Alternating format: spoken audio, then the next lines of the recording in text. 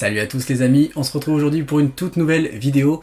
Aujourd'hui on est le vendredi 30 juillet 2021 et on est à 28 jours très exactement de l'UTMB. C'est parti!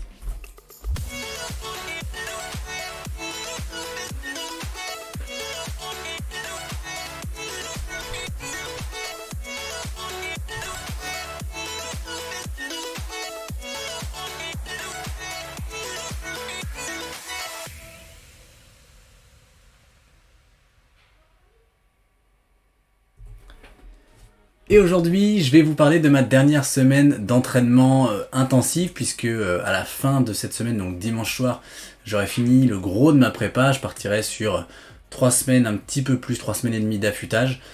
En vrai, j'aurai une petite semaine mixte où je vais faire un peu d'entraînement, mais pas trop, et puis après 3 vraies semaines d'affûtage.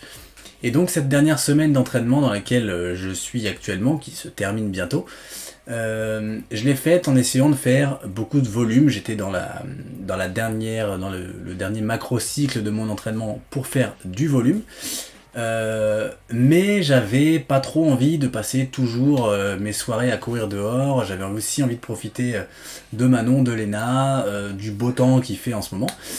Et donc la solution que j'ai trouvée, et que je pense que je vais adopter de plus en plus souvent pour faire du volume sans que ça prenne trop de temps. Alors oui, ça prend du temps, mais c'est du temps qui est organisé différemment.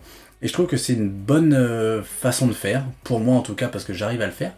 C'est d'aller au travail en courant. Alors aussi parce que j'en ai la possibilité, j'ai la possibilité de me doucher là-bas, et que c'est pas trop loin. Pour parler de chiffres, ça fait 12 km et demi pour y aller. Donc forcément le soir, 12 km et demi pour rentrer. Donc ça me fait faire 25 km par jour. L'objectif de cette semaine, c'était de le faire tous les jours, et de faire samedi et dimanche, donc demain et après-demain, 2 sorties longues de entre 20 et 25 km qui m'auraient fait quelque chose comme 160 km sur la semaine. Je vais pas vous cacher qu'avec la 6000D, j'avais les jambes très lourdes en début de semaine, donc ça a été très très compliqué lundi, mardi de me motiver pour y aller. Et surtout d'y arriver sans douleur, et j'étais vraiment très très fatigué le mardi soir. Donc du coup le mercredi j'ai pris la décision de ne pas y aller en courant, mais de faire l'aller-retour en vélo. Donc c'était toujours, bon c'est un petit peu plus de kilomètres parce que je passe pas par les mêmes chemins. Donc j'en avais pour 14 km, ça m'a fait 28-29 km sur la journée, donc une journée de semi-repos. Et donc voilà, c'est une semaine qui est compliqué parce qu'il faut se lever plus tôt que d'habitude.